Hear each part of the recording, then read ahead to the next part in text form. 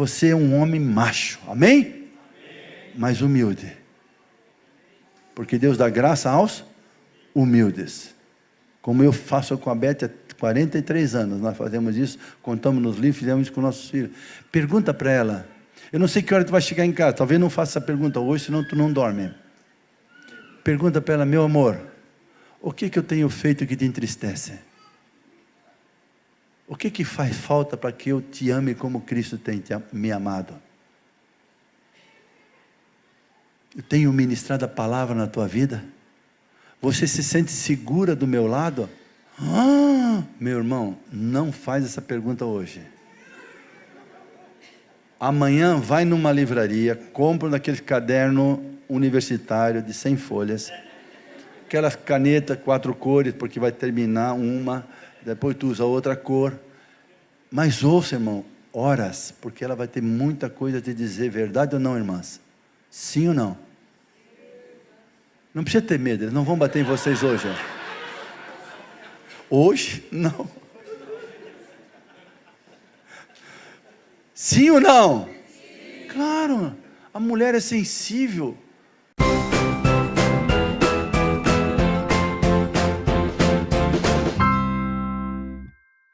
Vamos ler alguns textos, irmãos, que nos dão algumas dicas sobre como vão ser as famílias nesse tempo do fim.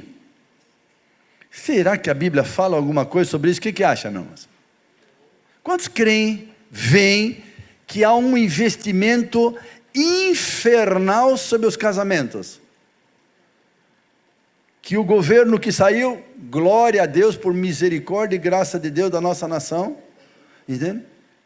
Temos hoje a oportunidade de restaurar a família no plano de Deus, depende de mim e de você, não depende de governo, depende de nós, mas hoje a gente tem mais liberdade para isso.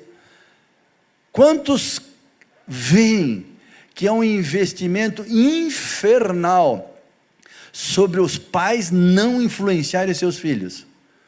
É o governo que determina, são as escolas que determinam, o tempo integral que determina. Quantos veem que há um investimento infernal sobre a ingenuidade, o pastor orou antes, sobre a ingenuidade das crianças, sobre a apologia de gênero e sexualidade da infância? Meu Deus! E os seus filhos? O que você está fazendo pelo seu casamento e pelos seus filhos? Olha o que a Bíblia diz, irmãos, para nos advertir sobre esse tempo. Primeiro texto que eu quero ler para vocês é Efésios 1, do 3 ao 5. Efésios 1, do 3 ao 5. Esse é um dos textos que dá base ao nosso livro Paternidade através da Humildade. Esse texto é um dos textos base desse livro. Deus é Pai desde antes da fundação do mundo. Gálatas, Efésios. Bendito seja o Deus e Pai de nosso Senhor Jesus Cristo, que nos abençoou com todas as bênçãos espirituais nas regiões celestiais em Cristo. Eu não vou detalhar aqui, eu quero dar ênfase no que deve nos chamar a atenção para esse momento profético. Porque Deus nos escolheu nele quando?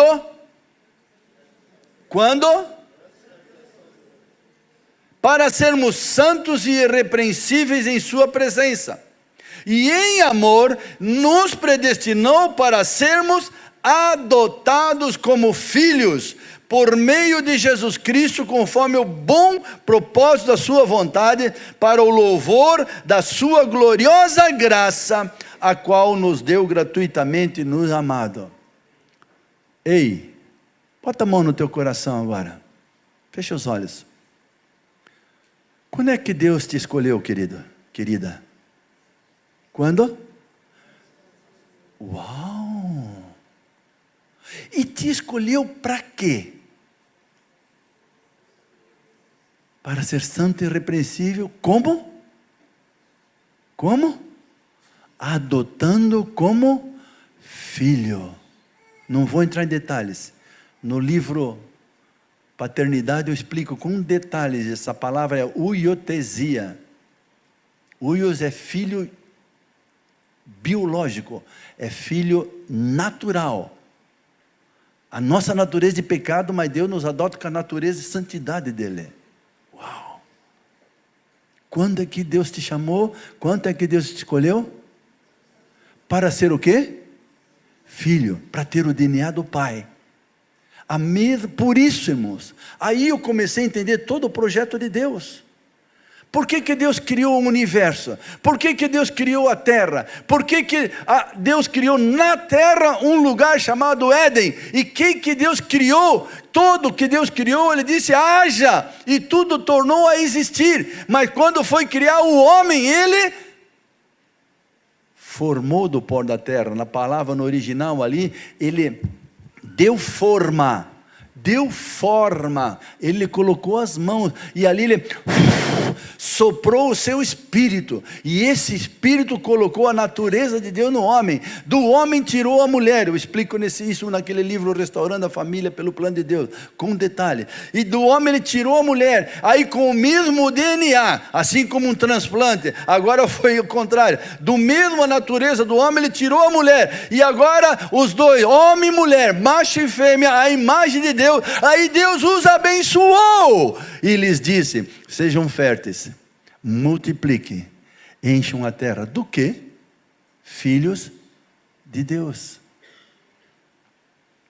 Se você vai lá em Mateus 4, quando fala do batismo de Jesus, aí começa a falar a genealogia de Jesus. Aí diz Jesus, filho, como se pensar, filho de José, vai puxando toda a genealogia, chega até Adão, né, de Sete, filho de Adão, filho de Deus. Uau!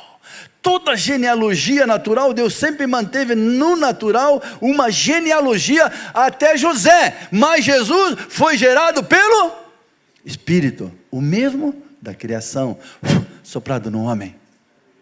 Não teve o esperma. Agora, por meio de Jesus, João 1, vocês já leram várias vezes, João fala a mesma coisa, aqueles que nele creram, não nasceram da carne nem da vontade do homem, mas nasceram de Deus.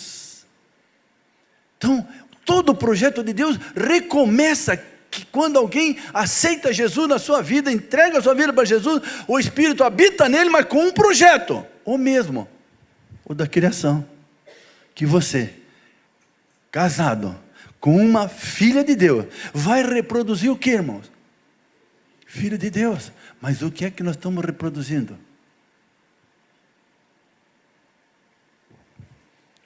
Aí eu quero ler com vocês João 14, 1 a 3. João 14, 1 a 3. Jesus falando desse momento em que Ele vai buscar. Ele estava com o Pai, está lá bem claro em João 1, no versículos 1 e 2, Ele estava com o Pai, toda a criação. Quando Deus disse, façamos o homem à nossa imagem. Quem é que estava junto? É plural, façamos. Aliás, disse Deus, singular, a iniciativa foi do Pai, mas na hora de fazer, ele diz, façamos o homem a nossa imagem e semelhança. João 1 fala bem claro, ele estava, tudo foi criado por meio dele. E aqui então ele está dizendo, olha, eu vim, mas eu vou voltar, porque eu quero levar vocês para onde? Não se perturbe o coração de vocês, João 14, de 1 a 3. Não se perturbe o coração de vocês, creio em Deus, creio também em mim. Na casa de meu, uau, há muitos aposentos, há muitas moradas. Se não fosse assim, eu lhes teria dito, vou preparar-lhes lugar, aonde? Na casa do Pai, porque Ele é Pai desde quando? Desde antes da criação do mundo, olha só. Depois, vai continuar sendo o Pai. Apocalipse 21, versículo 7, bem claro. Aí Deus diz, eu serei o seu Deus, tu serás meu filho. Aquele que vencer, eu serei o seu Deus, será meu filho. Ele será o meu filho. Uau! Depois do milênio, depois de tudo. Vou preparar-lhes lugar, e se eu for e lhes preparar lugar, voltarei e os levarei para mim, para que vocês estejam onde eu estiver. Aonde? Na casa do? Por quê? Porque Ele estava com o Pai em toda a criação. Ele viu o coração do Pai criar o homem, a mulher, o casamento, para se reproduzir. Eu tenho um estudo que eu faço sobre entendendo e restaurando o Éden. Não dá para crer que Deus desistiu do Éden para o homem e para a mulher. O lugar geográfico lá no Iraque não existe mais. Mas o ambiente continua sendo marido e mulher e Deus. Esse é o Éden que Deus quer restaurar na vida de cada casamento aqui, irmãos. Esse é o Éden. Éden significa lugar de prazer, lugar de delícia. Eu vou voltar para casa, não aguento a hora de chegar em casa, abraçar minha esposa. É o meu Éden. E o papai lá olha, oh, que coisa linda. Agora se sai brigando, volta brigando, não tem vontade de ir para casa. Ou entra frio, sai gelado. Misericórdia. Isso não é casamento de filho de Deus. Eu sei que aqui não acontece isso. Talvez só de Itapema para baixo, né? Aleluia. Amém, queridos? Quantos querem morar na casa do Pai? Mas para morar na casa do Pai, nós temos que viver o projeto do Pai aqui na terra. Não tem como. Se você não ama casamento, não ama família, não dá o devido valor que Deus dá, Ele vai levar para morar? Nós vamos ver no final.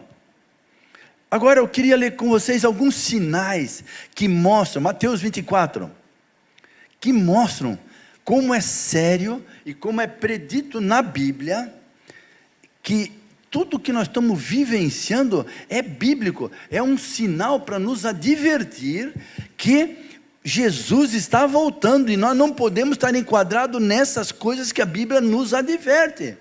Quantos querem subir para a casa do papai? Quantos? Quantos querem viver o Éden aqui? Uau! A Beth e eu fazemos já 15 anos, agora final do ano vamos fazer 15 anos que nós estamos sozinhos de novo, todos os filhos casaram. Nós estamos em plena lua de mel, irmãos. Só que a diferença é que não tem mais cavalo, e nem potrinho, como ela falou, porque ela não monta cavalinho aqui não. Mas você entende o que ela falou, eu também entendo, entende? Nós vivemos o Éden, irmão. Meu Deus do céu, todas as viagens praticamente que a gente faz, nós viajamos juntos. Viajamos Brasil, fora do Brasil, sempre juntos, ministramos juntos, porque nós somos um. Entende? Um respalda o outro. Não consigo viver sem essa mulher. Verdade. Não temos pressa para chegar em Blumenau hoje. Vamos lá. Mateus 24, do 10 ao 14. Você está anotando? Tá? Mateus 24, 10 ao 14. Olha só o que diz aqui, ó. Falando desse tempo do fim, dessa volta de Jesus. Naquele tempo, muitos ficarão escandalizados, trairão e odiarão uns aos outros. Olha só. E numerosos falsos profetas surgirão e enganarão a muitos. Eu pergunto para vocês, está acontecendo isso hoje? Uau! Vocês sabem o que significa adultério, a palavra no original? A palavra de raiz é moixos. Moixos no original é infidelidade a Deus. E moixal é adultério, que não é porneia naquele texto de Mateus 19, que alguns usam esse texto fora de contexto para servir de pretexto para tanta sem vergonhice. Não, lá é porneia, não é moixal. Moixal é adultério. A moixos é a infidelidade a Deus. Moixal é infidelidade a Deus e ao cônjuge. Então quando eu estou traindo o meu cônjuge, já traí Deus.